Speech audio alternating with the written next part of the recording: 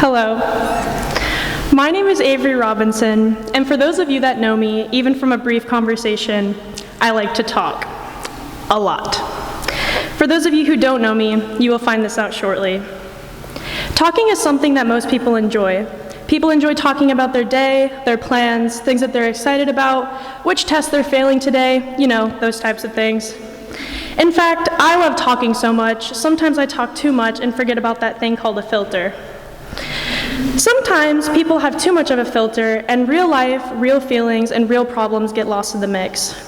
Everyone is fine, life is fine, school is busy, family relationships are complicated, but sometimes underneath all those surface issues, life is crumbling. Some problems are major and some are not, but to the person experiencing them, a hangnail is as important as a bad test grade is to someone else. During my junior year, I had one of the most important things to me stripped right from underneath me. Tearing my ACL, lateral, and medial meniscus completely ruined my life at the time. I could sugarcoat it and say it was easy, but that would be far from the truth. Lying in bed for close to 30 days after hearing that you probably had the worst knee injury Dr. Valladay had ever seen, and the grueling process you knew it would be to hopefully ever step foot on a volleyball court again, easily takes a toll on you mentally as well as physically. Prioritizing my recovery while trying to stay afloat in schoolwork on top of other inconveniences life throws at you, I knew I needed to reach out to someone as I felt like I was sinking in a detrimental time for my future. Apprehensive about counseling, I reached out to Mr. Forrester in hopes to gain strategies to better myself and finish my junior year as positively as possible. After referring me to McNulty Counseling and Wellness Center, the same group that spoke earlier in the year at Assembly, I was hesitant and started to question the way other people view me if they thought I needed a therapist. Is there something wrong with me? Am I mental? Will my friends think of me differently if they knew I saw a therapist? All these questions were going through my head as I was horrified for anyone to ever find out I was going to therapy. I was apprehensive, just like I'm sure some of you are, as counseling is not normalized and accepted as I had once thought. After opening up and beginning to integrate the strategies I learned in counseling into my day-to-day life, I began to prove the stigma is incorrect. Reaching out for help and going to counseling does not mean you're in a bad place. You do not need to be in a bad place. Everything in your life could be going just as you intend it to, but by continuing to go to counseling, your reason for being there evolves. As I was seeing the success and happiness I was beginning to feel after attending about 6 months of counseling, I realized that sometimes you just can't do it on your own.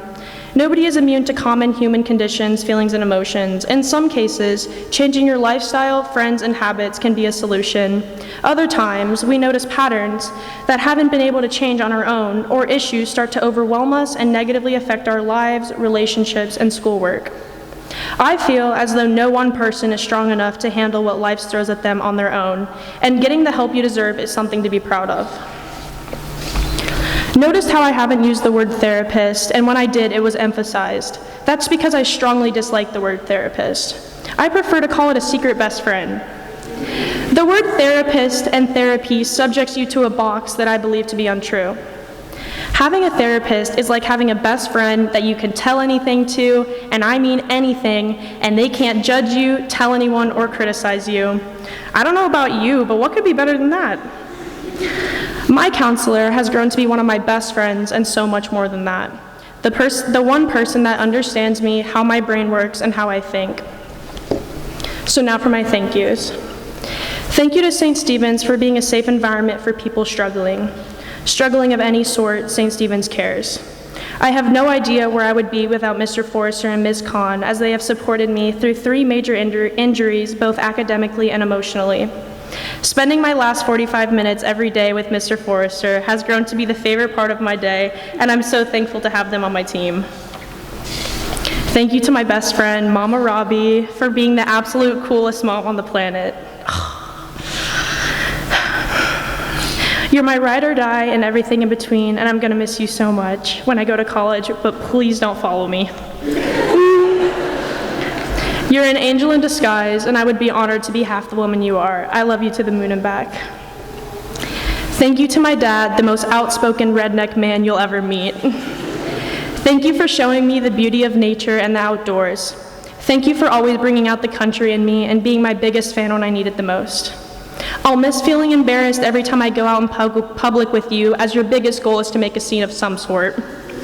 You guys wonder where I get all this from. Well, the apple doesn't fall far from the tree. I love you so much, Dad.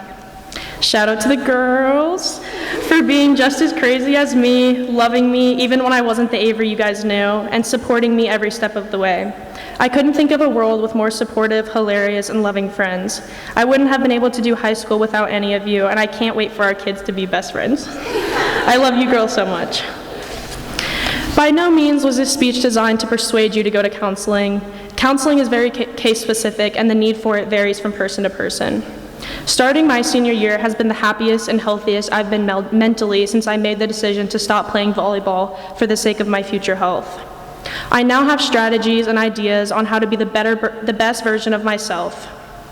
I may still talk too much, and those around me may think I talk too much, but at least now that I know when I talk, people are listening. Thank you.